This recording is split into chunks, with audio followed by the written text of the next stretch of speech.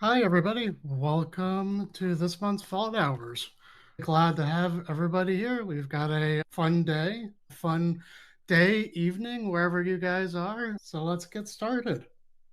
Today's agenda, we'll be having an online poll. We'll talk about yesterday's open source security summit that Bitwarden hosted, jam-packed schedule, fun things to discuss in the open source space, talking about some product updates, answering some community questions, and then we're going to be highlighting HackerOne in a case study. As always, Vault Hours is meant to be interactive. Feel free to drop questions into the chat. We can even invite you up on stage to discuss things. This is for you guys, the community. Please feel free. Don't be shy. Feel free to chat. So, any questions in the chat before we get started? Not that I see. All right. First of all, yeah, we want to, tailor this monthly event to the community. And we're really interested in learning what platform you typically use for any online events. I'm going to be launching a poll right now. In the right-hand side, you'll see a little poll bar. Please vote either Crowdcast, Zoom, YouTube Live, Twitch, or any other platform you've used them before and really like. And if it's other, feel free to join in the chat and discuss because we'd love to hear what platforms you're using. Great. Crowdcast. Yeah, I'm curious what the other is. Microsoft Teams. Yep, we've heard about that too. And Alessandro, looks like this is your first time on Crowdcast. Thanks for joining us. All right, we're still having other come in. Hubalo. I don't know Hubalo, but Sai sounds like you do. Yeah, that was the one. One from yesterday, Yeah, yes. that was the platform we used yesterday for the summit. We Right. use that one a little bit less frequently, but if you liked that one, please let us know. And good to know, Alessandro. Anything but Zoom. All right. Thank you guys. That's helpful to know. All right, we'll be closing it. Yeah, so yesterday, as we mentioned, Bitwarden hosted the sixth annual Open Source Security Summit. And open source is a founding principle at Bitwarden. Bitwarden really strives to be a leader in the open source community, but also just enable every open source, discussions about open source. We believe open source strengthens cybersecurity and is a positive force in the community. Yesterday, we hosted the sixth annual Open Source Security Summit. Some speakers included Rick Howard, who's been in the industry for 30 plus years. He's, cybersecurity expert who's been in the government field, the education field, and also runs a nonprofit that I'll talk about in a second. Rinki Sethi is CSO at Upwind Security, formerly at Twitter and Rubrik and IBM as well. And Andy Greenberg is a Wired journalist and cybersecurity author, and he discussed a couple books, or an upcoming book that he has, a new book that he has released. And before I open it up to both the rest of the Bitwarden team here and you guys, the audience, if you'd like to chime in, if you attended the summit or whatnot, I wanted to talk about a couple of things that really spoke to me during the summit. And I'll be honest, this is the first summit that I've been to. I've been at Bitwarden for about a year, but really loved getting together with the open source community. I'm a huge tech dork, and I honestly, Rick Howard's presentation about was basically summarizing that reading is good for you. And we read far less than we do these days. And when we read, it's often, summaries. We're kind of, drinking from a fire hose at times. So it's often summaries. And in the age of AI, it's really nice to just slow down and read. And he recommended a book that I forgot I had read in high school, The Cuckoo's Egg, which discussed a lot of the first cybersecurity incident related to like Russian hacking. And it kind of reads like a espionage book because it is. So I really enjoyed that aspect of the cybersecurity summit and connecting with like-minded individuals. I found it really amazing. Andy Greenberg's discussion about his new book, Tracers in the Dark, was really, really interesting. Again, he described a lot of experiences that kind of like a made for Hollywood movie in essence. So I'd recommend you checking out those book. Rinky Sethi talked about how AI is, both helpful for cybersecurity teams, but also it's enabling, threats on a larger, grander scale. And so I really found the talks fascinating and just being part of the larger open source community. That being said, I'd love to open it up to, the rest of the Bitwarden team here. Anyone in the audience who came to the summit yesterday, please, if you want to raise your hand and join us and share whatever your favorite moments were, we'd welcome that. Chris, I loved Rick Howard's presentation, and actually to the audience, I just posted below the link to his organization. It's a nonprofit organization, and it's called the Cybersecurity Canon Project. And I really loved how he kind of synthesized and curated a set of books for people to read. There's so much information out there, and it's hard to know what's quality and what has that long-standing value. So I've already ordered a couple of books yesterday. I was inspired to read a little bit more as well.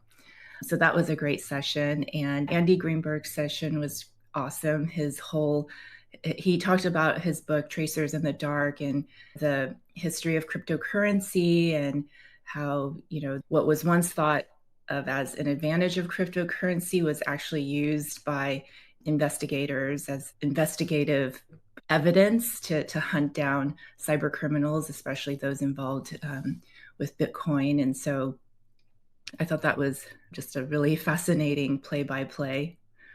Yeah. I wanted to add, in addition to all of these amazing speakers and panelists that we have at the Open Source Security Summit, we also manage discussion rooms towards the end of the summit itself, and that's an opportunity for community members like you to join and spark discussions around what you heard in the summit and anything related to Bitwarden or Password Manager. I was helping host the technical discussion room with my colleague Dawn, who's also on the call. And we heard a lot of questions around personal security posture. And we did a deep dive on different ways to reinforce that security posture and ensure that you have backups and reducing circular dependency. So that was a really interesting discussion. Your individual security posture is personal and it's individual for everyone, but a really good way to kind of get feedback on your particular posture and how you are protecting yourself against hackers is joining the Bitwarden community. Obviously, joining today's Vol Hours is a great way to get involved, but the Bitwarden community forums, our Reddit, our Mastodon are great places to get feedback from like-minded peers about how you're protecting yourself online. So that was something that I found really interesting. Even though we are all very much security and IT enthusiasts, we still need that peer support, and having a community like this really helps reinforce our online security. Yeah, thank you very much, Casey, for sharing. Yeah, I was moderating the business room discussions, and it's more business oriented conversations. So the CISO of Veritas Prime joined. He was one of our panelists, one of our speakers during the event as well. He actually joined because he wanted to continue his talk and elaborate a little bit more on something that Bitwarden is also passionate about, which is when a company purchases Bitwarden, how do they extend the adoption and how do they actually get users to start using password management? Because for a lot of companies, this is a different shift and different way of doing things for a lot of folks. And he shared his insights on how to encourage user adoption, especially if password management is new to your organization. And two key things he said that works well for his experience is one, establishing a set of internal champions. So these can be people from all layers of the organization, people who know password management, who are passionate about it, and who can encourage others and help others to adopt it and use it. The second element to successful adoption, he said, was having leadership and a group of folks in the leadership who can drive that vision and pull together and align people together and be that motivating factor and inspiring action across the teams. Someone else who joined as well, he was from Europe, and he talked about a new mandate set by what's called NIS2.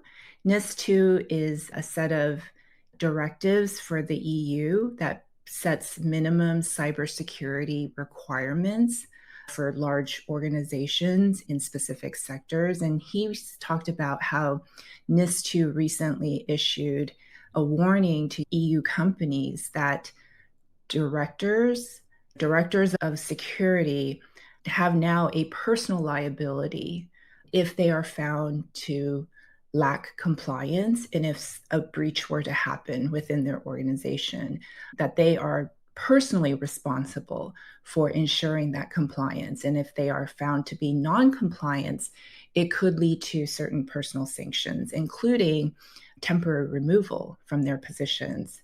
And so that was very eye-opening for me. I had not heard of that before, but that was pretty intense there. Yeah, that is very intense. Thanks for sharing. All right. I'm curious if anyone who is currently joining, if you joined the Open Source Security Summit yesterday. If you did, please put it in the chat. Maybe mention one of your favorite things, because we can talk all day about our favorite things, but we want to make sure that it was beneficial for the broader Bitwarden community. I see Danny in the audience. I think Danny was there.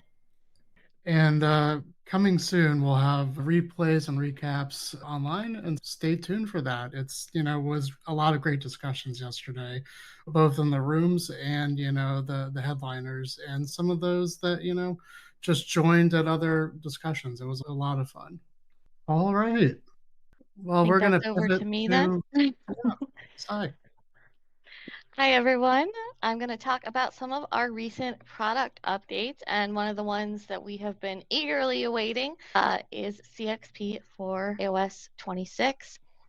If you have not seen or heard about the FIDO Alliance Credential Exchange Protocol, or CXP, what this does is that rather than needing to format your files so that they are able to be imported or exported from a particular file format, they are inherently compatible with each other. And this also includes passkeys, which is something that was not portable before.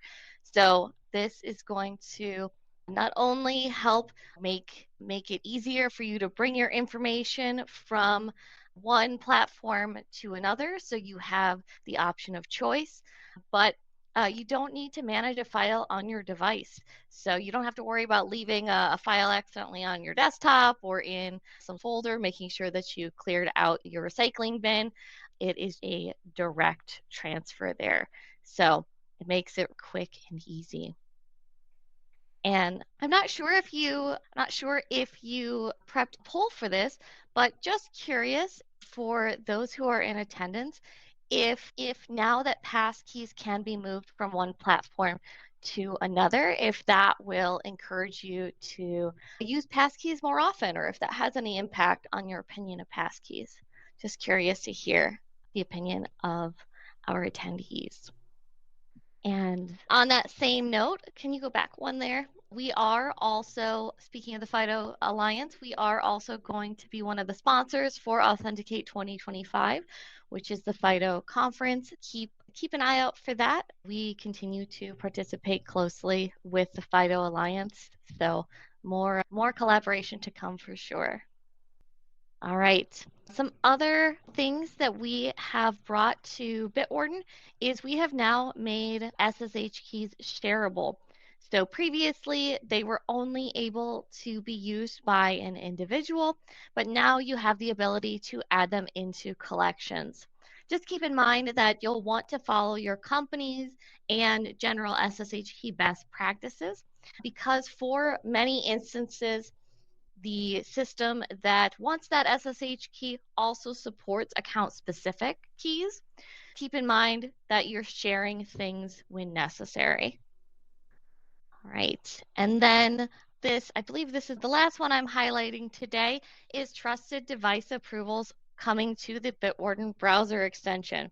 So now all of the Bitwarden apps are able to approve additional devices when you're using either login with device. So if you're just logging in, if you've got a personal account, you can use that login with device if you've already logged into another device successfully, or if you're using single sign-on with trusted devices, which is one of our enterprise features. This rounds out that approval process. So now it includes everything. It's not just limited to a couple of our clients. Right. Thank you, Zach. Absolutely. Over to Don for community. Thanks, Sai. I'm still laughing at Danny's comment there. Yeah, there was a section where somebody was muted for a second, and you can't share secrets if you can't talk. So that's a cybersecurity practice right there. But that was really fun having everybody hang out and join us. And like Casey said, we had some fun discussions about what to do in a breach, how to rebuild your security posture from the ground up. So that was really cool to see. But yeah, jumping into some community questions here, just wanted to call out again, anyone that's been using Windows Hello Biometrics for the desktop app. If you're having any issues at all not being able to use that on-app restart, that is just because the team had to roll back one of the features there, and they are looking at reinstating that in a reliable and secure way. But currently, if you were using that biometrics when you start up the Bitwarden app, you can enable PIN unlock and then just use that biometrics as normal after that initial start. So just wanted to call this out because we're still seeing questions about this, and thanks for your patience as we work to try to bring this feature back. So thank you so much. And next slide. Archiving items, another big topic in the community. This is coming. The team is working on it. They have a lot of the backend pieces in place, and they're working on the UI for this now. But there's a fun post on Reddit talking about removing the URI, but you can also just set the URI to never. And depending on your plan and role, you can also prevent collections from showing up in your own view. So I dropped a couple links in the chat there.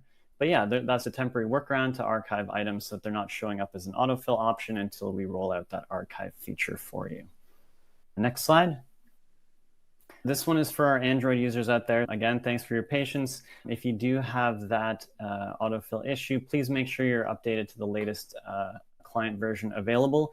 If you're using Chromium browsers like Chrome and Brave, please go into the autofill settings and hit that additional toggle for use the autofill integration. You may need to toggle both of those on and off. The first one is above for autofill services. The second is for the Chrome or Brave autofill integration. And don't forget the last step, which is restarting your browser. If anyone has persistent issues beyond this, there is an upstream bug, meaning it's in Chromium, not Bitwarden, which is causing autofill to fail. On screen, if you're interested in using beta apps, there's a Chrome beta out, version 141, where you can test that feature flag to see if that resolves the issue for you. The team is looking into all edge cases as we track this Chromium bug. So stay tuned for that, should be resolved soon. And I think that's it on my end. Thanks, Don, for those tips and tricks. Yeah.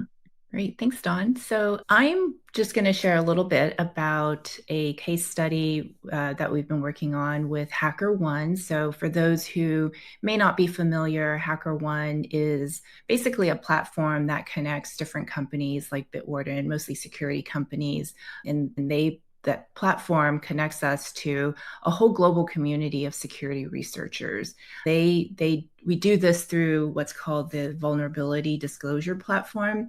And Chris, you can skip to the next slide. And this program basically enables Bitwarden to invite what is called ethical hackers to help identify and report potential security vulnerabilities. And the hope is that they can find these vulnerabilities before a malicious actor can find them and exploit them. Next slide, Chris. Oh, so this is what our page looks like. This is where, if you're interested in learning more, you can go to this link here and see what's happening within Bitwarden and the Vulnerability Disclosure Program. So next slide. So to understand why Bitwarden works with HackerOne, I just wanted to set some context here around the Bitwarden core values and some of the security challenges that Bitwarden faces, as well as other companies like Bitwarden. So as we've said over and over again, Bitwarden core values rest on transparency. We are open source. It's all visible on GitHub. We follow zero knowledge encryption, meaning we have no idea what is stored in your vaults. We cannot see your passwords. Everything is end-to-end encrypted. And as Vault Hours, the theme and the spirit of Vault Hours, community collaboration is essential. We really believe that for us to stay more secure, we need to help each other. And we need to be a community of folks who are security minded and who can help others who maybe are not as technical or not as aware. We do believe that that's a very important part of the Bitwarden value system. Another aspect of all of this is some of the security challenges that a lot of vendors face. For Bitwarden, one is user awareness. It's astonishing to me that even in this day and age, there are people who still don't use a password manager. And we did a recent World Password Day survey, and we found that one interesting tidbit from that survey research that more than 72% of Gen Z, not to pick on Gen Z, but 72% still reuse passwords. And I imagine that, similar percentages probably across the board. And you can solve all of that by using a password manager. Evolving threats. So yesterday we talked about, during the Open Source Security Summit, there were discussions around AI-powered attacks and how threat actors are leveraging AI for some pretty convincing attacks to individuals. So that is another element that is evolving on the threat landscape, as well as just the overall attack surface, right? Bitwarden, we're offered on multiple platforms, browsers, mobile operating systems, et cetera. So all of these provide some security challenges. Next slide. What the Bitwarden HackerOne program provides is a clear rule of engagement. I think some of the slides got a little bit mixed up, Chris. I'm sorry. Can you go back to the slide where it's the vulnerability program? I think yes, this one. So what the HackerOne program does is basically provide clear rules of engagement. And so these researchers or ethical hackers are encouraged to report on issues like different management flaws or authentication flaws, access control misconfigurations, other vulnerabilities. And so that's what the program does provide. And we also provide a bug bounty. So cash rewards are offered based on what researchers find and what they provide. And so there is a monetary element to all of this. Can you skip to a couple slides down? I think the remediation one before. Yes. Okay. So what are the benefits of Bitwarden working with HackerOne? One of them is, again, faster vulnerability testing and remediation. The fact that Bitwarden is open source, that combined with the HackerOne submissions, this has led to higher quality reports and faster remediation cycles. The second is community engagement and trust, like I mentioned. So, having access to this a broader group of global researchers enables us to strengthen the trust among customers, and the vulnerabilities and fixes are just handled much more quickly as well as openly. And then finally, I took a quote from our principal architect, Matt Bishop. He talked about being part of the HackerOne community. It enables creativity in testing. And sharing his quote here, he says, the biggest value is creativity. These are individuals with diverse skill sets, tools, and processes that we wouldn't necessarily think of ourselves. And so that's another important benefit of working with HackerOne. Next slide. All right, so what's next? In terms of working with HackerOne, we're exploring some AI-powered tools for vulnerability discovery and remediation. That is something that HackerOne is in the stages of exploring. If you were at the Open Source Security Summit yesterday, one of our keynote speakers, Rinki Sethi, she's an award-winning security leader. I think she's with, I can't remember the name of the company that she's with right now, but she's led security across IBM, Walmart, PG&E. She said something to the extent that she hopes that with AI, the good guys can counter the bad guys, because the bad guys are using AI, but the good guys can counter that through collaboration and shared intelligence. And so I really liked what she said there. That's something that we are exploring with HackerOne, obviously also advocating for just better bounty submissions to boost the overall quality of what researchers are presenting. And then also, again, to continue to expand the community partnerships to scale and to collaborate. Next fall hours, be sure to come again, because we will have the HackerOne team, the folks from HackerOne, and they'll talk a little bit more about their company and what they do and their vision. So hope you guys come back and get a chance to meet them. Thank you so much, Vivian. HackerOne, that's interesting, fascinating. All right, one more thing before we go. And as always, feel free to drop questions. I see we have something from Bert. We'll be happy to respond. But one more thing before we go, Bitwarden Store giveaway. We have got all this cool merch, as they say, as the kids say, and we'd love to give you some. So if you head over to bitwarden.com/shop, fill out the contact form, say you're entering the giveaway during Vault Hours 56, and submit, and we'll draw a lucky winner, a couple lucky winners within the next 24 hours. So with that, thank you. And we'll be playing some music, and we'll be hanging out in the chat room for a couple minutes. Feel free to discuss anything from Cybersecurity Summit to any issues or any things you're having with Bitwarden. We'd love to help out. Thank you guys so much. Thanks, everyone. Bye.